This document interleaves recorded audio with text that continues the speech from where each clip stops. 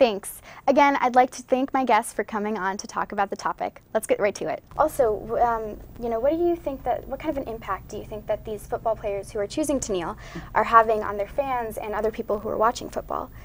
Who would like to start that discussion? Or you can go. Thank you. I'd say it can definitely affect the way people view our country. I think over the past year or so, we've seen like Donald Trump was elected, and our country's been sharply divided. And I think that kneeling during the national anthem is going to continue to sharpen that divide between instead of between partisan lines between Democrats and Republicans. Now it's going to kind of shift from that to more of people who are extremely patriotic to people who are not extremely patriotic.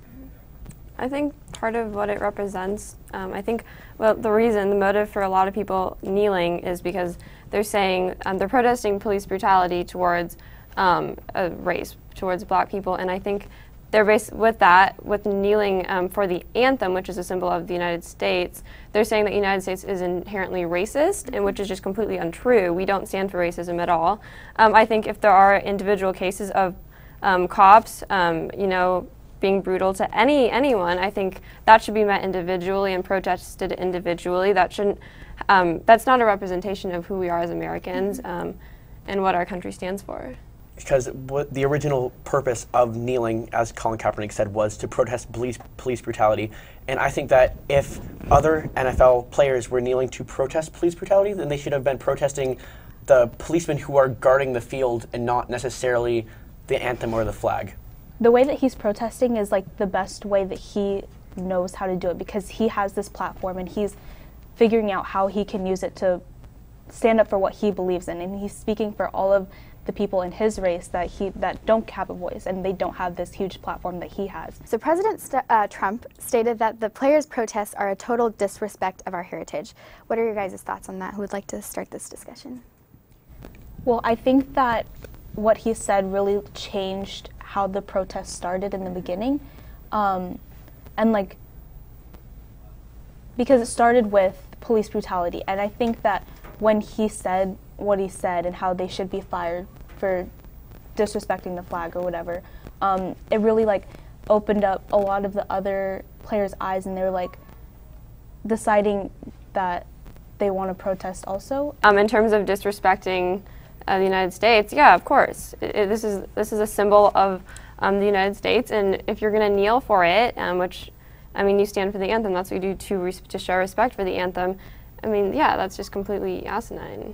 I think that it just has become tradition to stand during the national anthem to respect the flag, because the national anthem is a symbol of our country's independence. Mm-hmm. And I think that if you don't support our traditions and our country's independence, then you don't really, I think that you should think about learning more about the history of our country and how much that we've fought to be an independent state.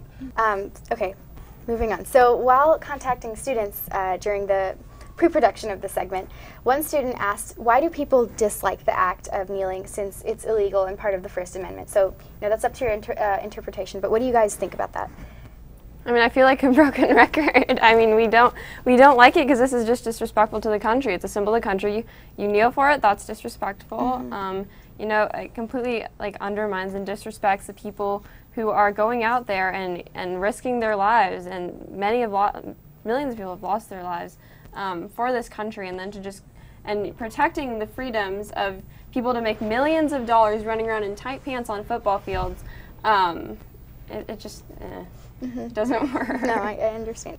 Okay, go ahead. While many people will not be okay and they find it disrespectful, ultimately you have to still let them do it. It is their First Amendment right. There are plenty of other things that people do that are far more disrespectful than kneeling during the national anthem. People wave Confederate flags, they wave swastikas. Both of those are symbols that are directly against the United States. And kneeling during the national anthem, while it is bad, it's not necessarily on that same level. And if you're going to let people wave racist symbols in the streets, then you have to allow people the basic decency of kneeling to protest something that's pretty black and white, which is police brutality. We can all agree that this is like an issue that needs to be solved. Yeah. I completely agree with what you're saying. I just wanted to put that out there. I completely agree with that. The one thing I don't agree with, I think the issue of police brutality is a problem. I don't think it's a race problem. I mean, I think that when people are given a position of power, there's going to be people that abuse that power, and I think this shouldn't be an issue of race. This should be, I mean, yeah, it's terrible, but it's not a race problem like the kneeling suggests. So, but yeah, I completely agreed with what you said last. If you want statistics, according to the Washington Post, there have been 761 police shootings.